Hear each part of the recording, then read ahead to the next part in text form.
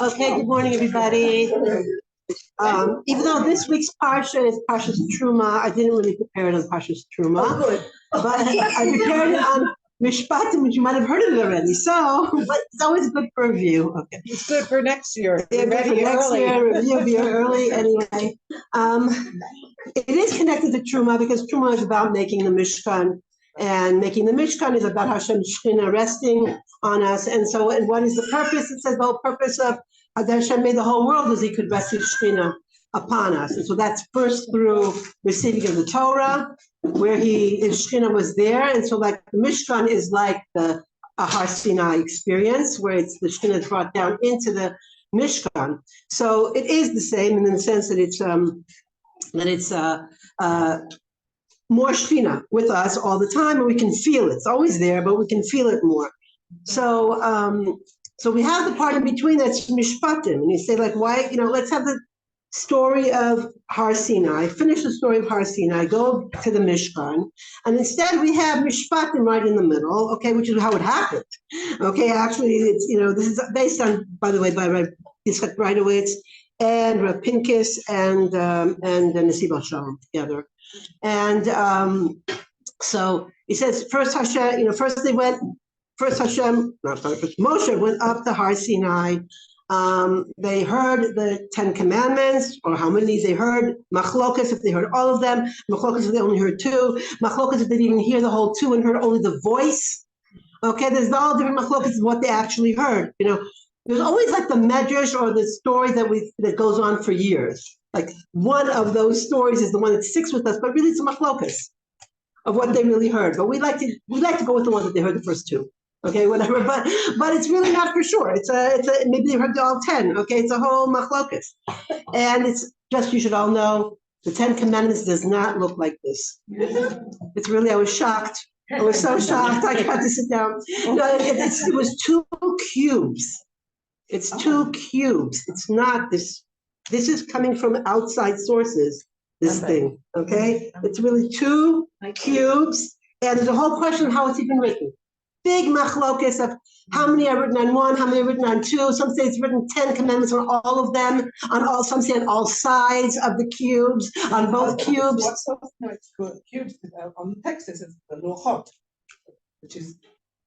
There are luchot, but it says which parts of the cubes. How do we know what source do we know that the cubes from the ground? I don't know, but it says it's not the way that we think it is, okay? And it's not even like necessarily connected. It could be 2 cubes that he held together in a connected way. Okay, it's a very big question. And how was it written? Was it written 5 and 5 like we all are used to seeing it? Or was it written 10 and 10 again? Was it written 10 on every side? Was it written 10 upside down and 10 forward? There's all these different machlokas is about what was written on it. I actually heard once that they were actually like inscribed, like what's it called, engraved in it. Yes. So you can see on the other side in the same way. Yes. So that's another. That's one of the. That's the main one. But there's so many.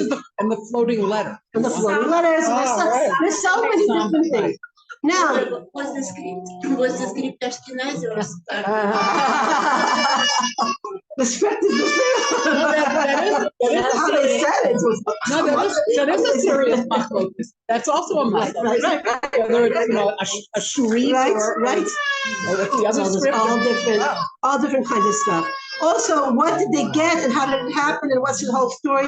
At the end of, and by the way, El Mishpatim says, you should know this it says to become a chassid in the Gemara. And we're not talking about a chassid of today, but I'm sure it also including the chassid today. But chassid is one level above tzaddik. Okay, it's a level before Ruach HaKodesh. Okay, which is the same kind of concept of why we want to have the Mishkan, to get to that level. So in the Gemara, there's a machlokas of what you have to learn or know or do in order to become a chassid. So Rav Yehuda says that you have to learn a zikin, not learn a zikin. You have to mekayim, milei the zikin. Meaning you have to do all the laws of damages the way they're supposed to do, not damage like prevent damage, etc. If you know how to do that really, really how you're supposed to, you'll be a chassid. Rav Abba says the milim of Pirkei Avos. If you know Pirkei Avos, meaning like the Avos, the Mishnayos of Avos, then you will become a chassid. And some say, and they don't say who the some are, milei de brachos. if you learn the laws of brachos, you keep brachos how you're supposed to keep it, then you will become shalom and shleimus, and the Shechina can rest in Ruach HaKodesh, etc., etc. Okay, so why is Nezikim, which are the Mishpatim that we got last week, right? It's in the middle of receiving the Torah. Moshe comes down, okay? He comes down, he comes and tells them Mishpatim, and then he goes back up again for 40 days to receive and whatever, and to come down with the whole Torah, to come down with the tablets, and to come down with also the knowledge of the whole Torah. Oh, and then there's a whole makom, what he came down with, what he knew, what he learned. Did he know about Korach already? Did he know about, about what was going to happen with the Meraglim? No, he didn't know that part. He knew the mitzvos. But anyway, this is from Breitowitz. But anyway, going back to this idea of the Mishpatim, how does Mishpatim make a person, right? Make a person on the level of Ruach HaKodesh, okay? So it says really, Mishpatim is really how to treat other people. Okay, it's how you don't damage their thing, how you prevent damaging their thing, how you think about them in advance, etc., etc. But it says a dayan, a judge, becomes a partner with when he judges, the judge of truth. Truth is judging Hashem's Torah. That is truth. Using the laws of Hashem's Torah, that's truth. That dayan becomes a partner in creation with Hashem. Not just he's doing the right thing and he's doing the mitzvahs and he's doing the yashar and sadiq. He's partners in creation with Hashem, because Hashem wanted, what's creation? Hashem, again, created the world so that he could dwell down here. And down here is Olam HaSheker, the world of deceit. So how can someone who is all emes dwell in a place of all sheker if we don't make pockets of truth, like hermetically sealed pockets of truth, where he can live, like in the Mishkan. There's a place that's kadosh, kadosh, and kodesh kodashim, and he can dwell over there because it's kodesh kodashim. If we deal with the laws of Torah as emes, we can also have a kodesh kodashim within ourselves, okay? And so then the question becomes, so we learn all these mishpatim, which some are not so rational, right? We all know it's not so normal that you have to take an evet and pay for all his 10 children and keep them alive and keep them well. Like nobody would want to really own one, unless he doesn't have so many children. Like which one doesn't have, I'll take him, whatever. It's not how it, goes.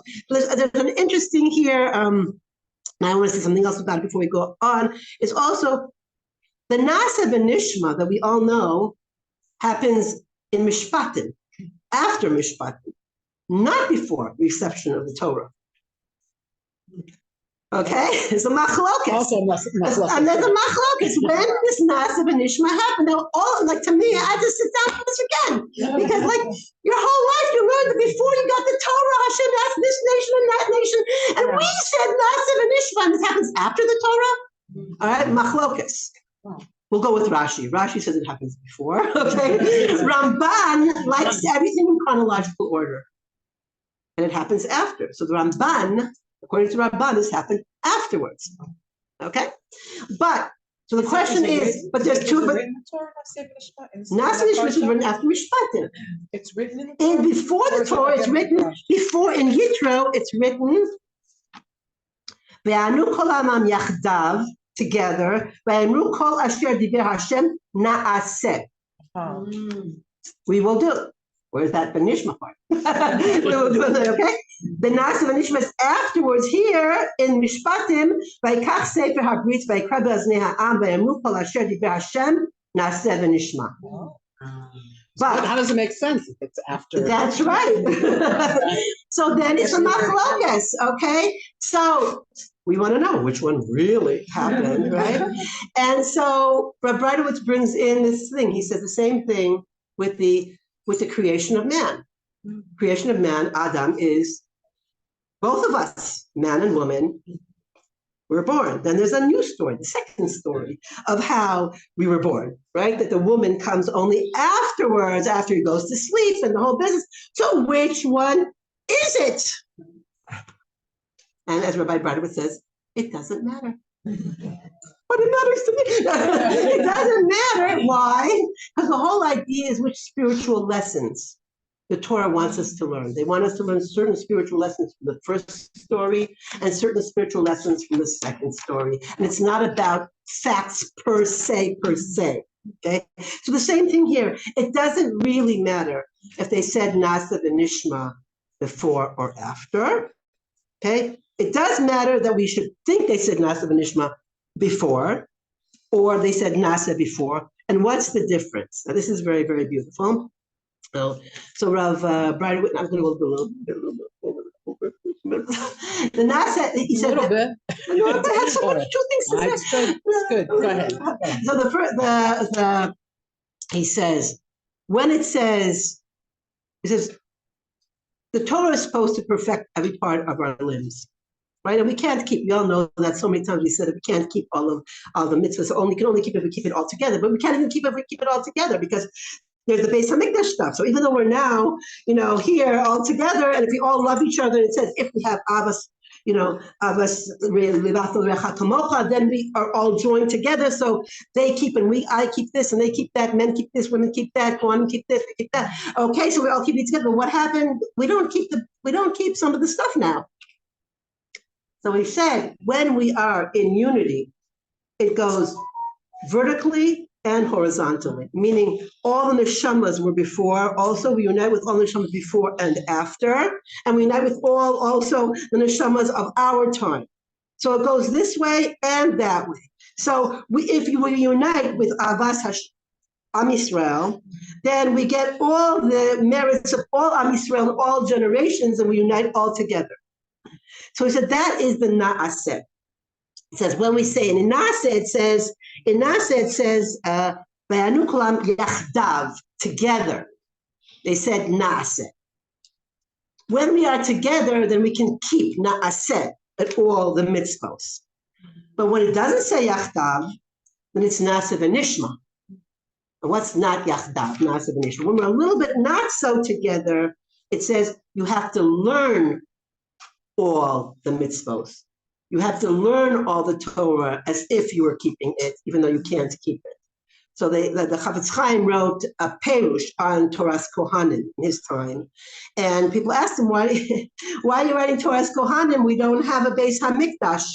The perush. Why are you putting so much effort in it? What? The laws of Karbanos. The laws of Karbanos. Thank you very much. The laws of Karbanos. Well, we don't have the Karbanos right now. So first of all, he said you're supposed to believe this can happen every minute. That's how he lived. He really lived it every minute. He didn't want to have an operation because he was a Kohen, because he wanted to be able to be complete when he has to become a Kohen in the Beis HaMikdash. And it wasn't life or death operation, obviously. We know whatever he would pass it that way. But they asked him. He said either it's coming now, and that's what we have to believe, or if it's not coming now, that's what we have to learn it. Because it's not coming, so we have to learn it in order to have the schus, the merit of having it. So that either Nasa, because we're together, or Nasa v'nishma, we're not completely together, we have to learn all of this in order that it would go to spiritually to everybody. So I just want to bring really quickly one of the examples of the fact that the non-Jews, they have wonderful laws, but they're rational. And they can't be emes le'emes le'emes, because it's not Hashem's emes. So we have in that last parsha Mishpatim, it says, azov tazov imo, meaning if the chamor, the donkey, right, is, you have to, he's suffering and you have to unpack him, so you have to help your friend unpack this donkey so he won't suffer. So it says why we do that, to learn about compassion for the donkey, etc., okay? He says, and the question, this is from our own Levi, and he says, he asked this big question about how could it be that in Germany, people who kissed their cats and their dogs and made laws against hurting dogs and cats, etc., to make laws to destroy people, how could that be? And there is a pasuk in the Gemara or somewhere where it is, and it says that whoever kisses agalot, which I'm not sure, egel, whatever, I'm not sure which kind, can become a rotzeach. It doesn't mean because he's kissing an egel, he becomes a rotzeach. There's no murder. It doesn't, there's no, What? Correlation. There's like no correlation really. If you take someone who this will not ever kill a person, so how could that be? That you have laws against harming animals and you can go kill people just as easily. So he said, so, but on the other hand, we know we're supposed to feed the animal first, we're supposed to help take it off. So what there's a conflict, right? And we have stories of our Rabbanim feeding cats with milk and stuff, or hakarasa tov. So so it says here, very interesting, it says here, so he says, when I'm gonna finish, he says, we have another mitzvah, we all know, right? That if you have to help somebody take off the burden off of the chamor, if it's your enemy, you have to have your elmini before you help your friend. Okay, we knew that, right? Now there's another halacha that is hakem takim in Dvarim. Hakem takim is how you have to help somebody if the donkey went down already. You have to help reload. Okay, so again, the same thing is sort of like who do you help reload, right? So the question becomes: do you help reload one person? One person's trying to reload. Another person, the donkey, is falling down. Yeah. Like obviously, who you can help first?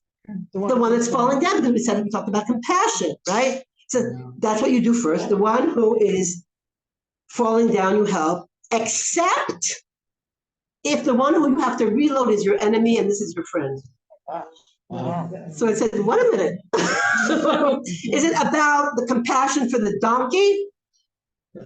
Or is it about something else? So it says, yes, it's also about the compassion for the donkey, but breaking your Yetzer Hara, Rechov Yitzro Adif. To break your nature is more important. Okay? To break so obviously it doesn't usually happen that you have this choice or that choice. Okay, it's usually like one of the choices, it could be your friend or not friend. Okay, that I can see that way, But the idea being that the Mishpatim are about it's an Eloki, it's a godly law. It's not a human law. A human law wouldn't say go and do it because you have to break your bad midos.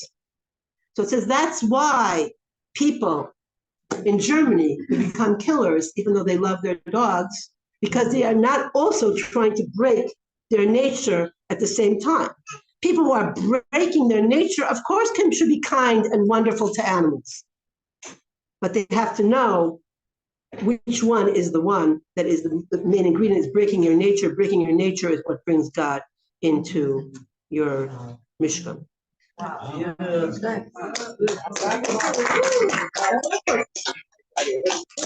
last one. Yeah.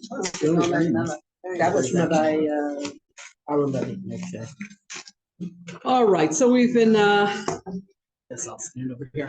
We've been talking, as you know, about the laws of Hotzah, carrying, the last malacha that we are going to be studying. I just like have this compulsion to try and convince you this really is important to learn. Really, this is important. So anyway, so I'll just go on. So we've been talking about, tried to define the different types of physical areas and the different halachas that relate to them. And we were talking last about a reshus hayachid, a private domain, and we defined it as something that basically is an enclosed space. Okay, and we also said that something that was adjacent to it, something that was part of it, like your question about the clotheslines. I don't like the paskin, but I think it's considered a space that's adjacent, like just like be the same thing like a windowsill or a flower box. Unless you ask your local Orthodox husband, no, okay. Okay, so what are these enclosures have to be? What does it need to be? So minimally it has to be 10 tefachim high, so it's about 30-40 inches high.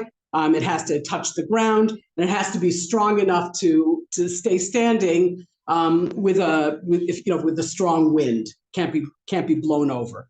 So imagine you have this structure around your house, around your yard, around your town. Is it only a solid board? Is it only no? It can be all kinds of other things. It can be high bushes that are this high. It could be a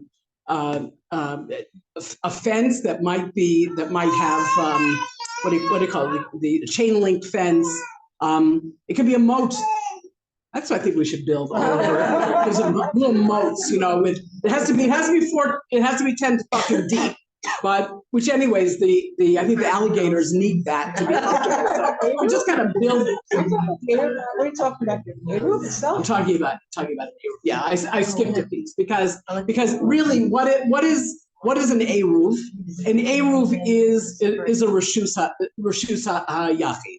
And that's what you're trying, when you build an eruv, you're trying to artificially create a reshus hayachid.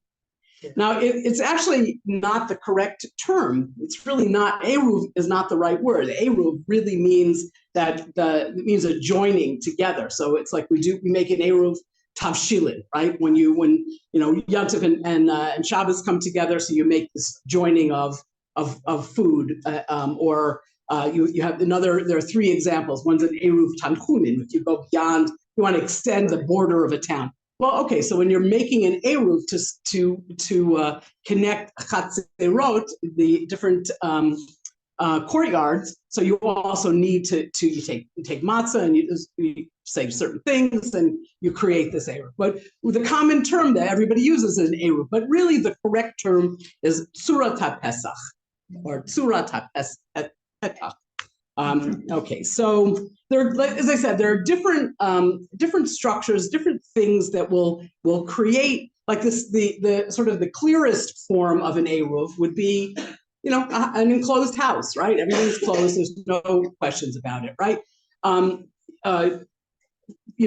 boards all around, your yard. That would be a very clear eruv. But as I said, there's also other things that will create an eruv. And they come from somebody watching the time. Okay, this is Torah l'Moshe Sinai, meaning that there's no source in Torah where it gives us these laws of eruv, and there's no source even it talks about it in the Gemara, but it refers to it as these are the laws that were given. We know all about an eruv because it was given to us, given directly to Moshe Rabbeinu and transferred and transmitted to us. Okay, and it's a very involved, there's a whole masechet of Gemara on this topic of eruvin. It's here in this book alone, it's 10 pages. I'm trying to compact it because I don't think anybody is going to be going out there and building eruvin.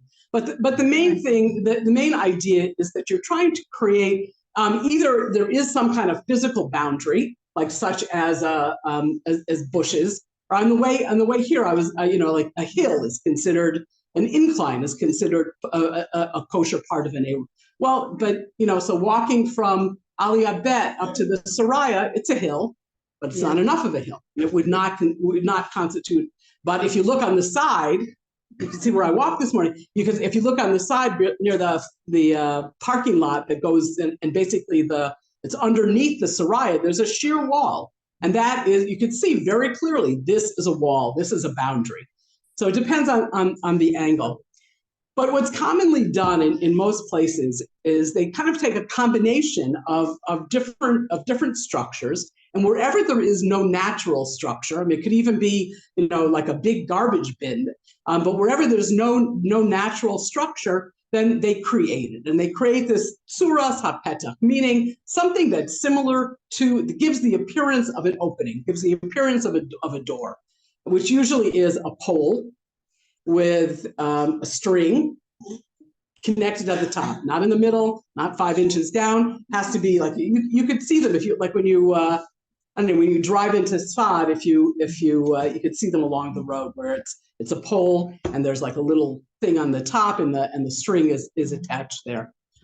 So the objective of all of these different kinds of fences and blockages, and it's all to create some form of a continuous structure that surrounds a space and therefore makes it into a reshus hayach.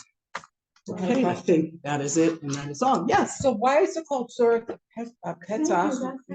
If you're trying to close it, and Right. haPesach means it's opening. It sort of comes from the idea of no reshus hayachid has no openings. Oh, Every like there's a window, there's a door that lets you go in and out. okay. So really, what you're trying to do is to create this, like, Ki'ilu, it's an opening. Oh, Okay, and even though everything in between the poles are empty, right.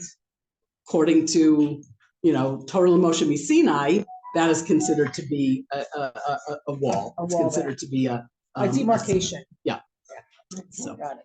okay, that's it. All right. So we have a few announcements. Okay. First of all, everybody.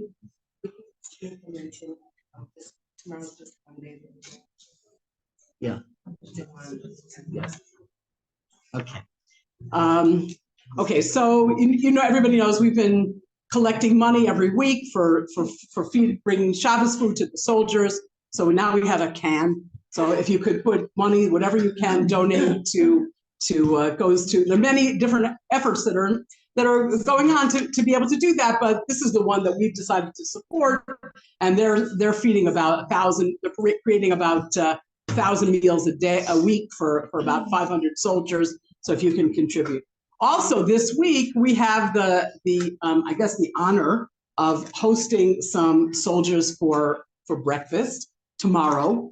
Right, and so if you would like to participate, either money or there's a website. There's a list of all the other things that you can contribute. You can make food. You can contribute paper goods. You can contribute. It's going to be on the Mitsuda. Food is going to. Okay, right. So you deliver food. It has to be there by. Not today, by 8 o'clock in the morning. Or tonight. Okay. Yeah, that's not oatmeal. Cornflakes, leave the milk out till the morning. Did you write that down? Yeah, right. Okay.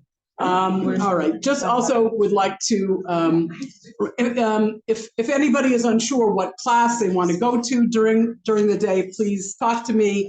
We have many classes to choose from.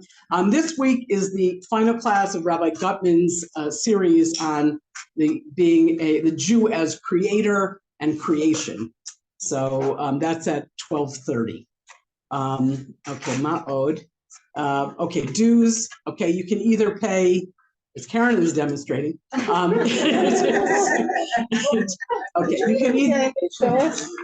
you can either pay. You can either pay, on a weekly basis. So that would be 25 shekels for the morning class, 20 shekels for the afternoon class. 25 for the morning classes and breakfast, and 20 for the afternoon class. Or you can pay monthly. So most people donate either 100 shekels or 180 shekels, a good deal for everything that you get. And I think that's it for now. Anybody else have? Just to mention, if anybody hasn't heard wonderful news that Hashem, our soldiers managed to rescue 2 hostages. Are we? Dancing? Yeah.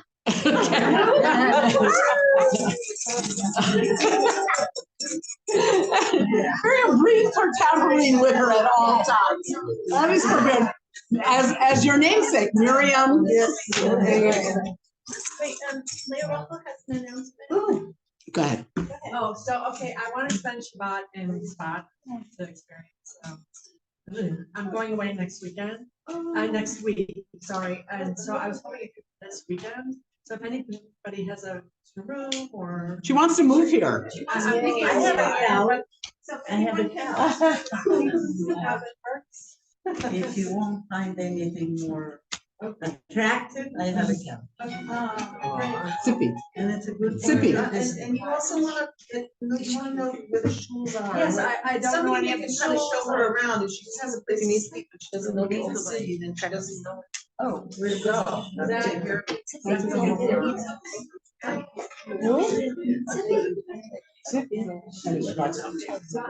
we're gonna get to it. Okay, anybody else have any announcements? This is another collection Don't get nervous, it's not for money. It's for the empty tea bags. My grandchildren love it. They trade them, they play, they give it out, say, you know, they get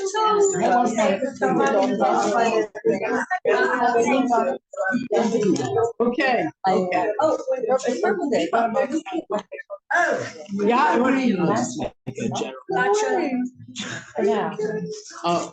You haven't been here? Months. Months? Yeah, welcome home. You. Hey, welcome home. Welcome to Shana. Welcome. Who else have you seen in a long time? Welcome to this Shana. Welcome to Illana. Everybody here. Okay. All right. Okay, Let's now we're ready. go ahead. Everybody. Oh, it's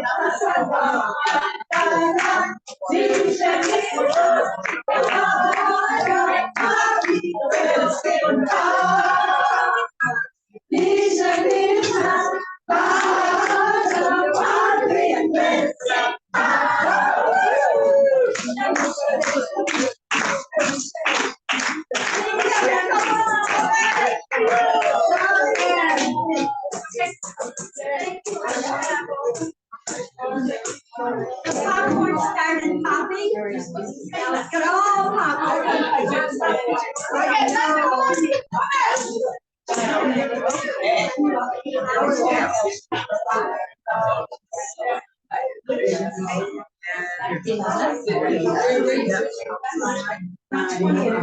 How are you?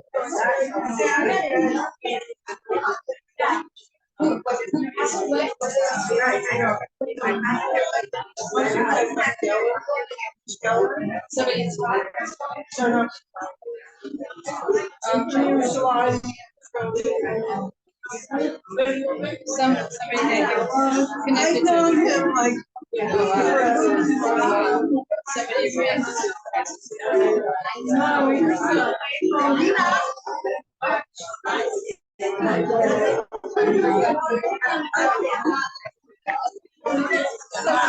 Judy, thank you.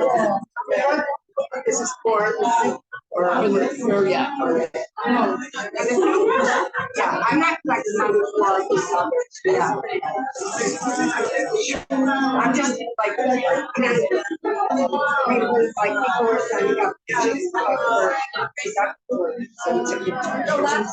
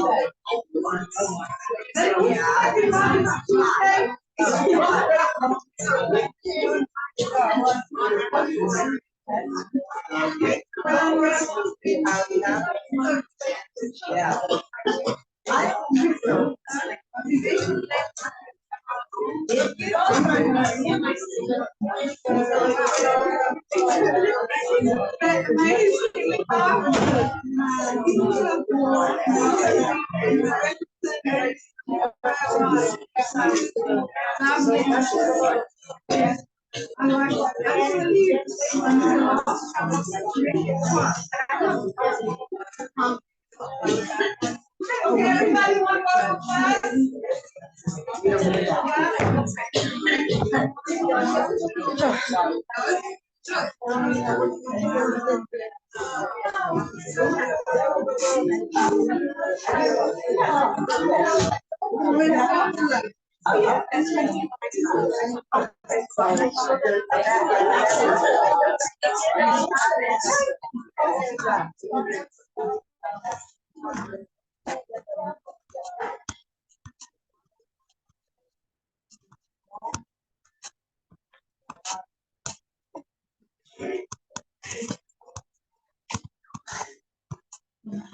Hello.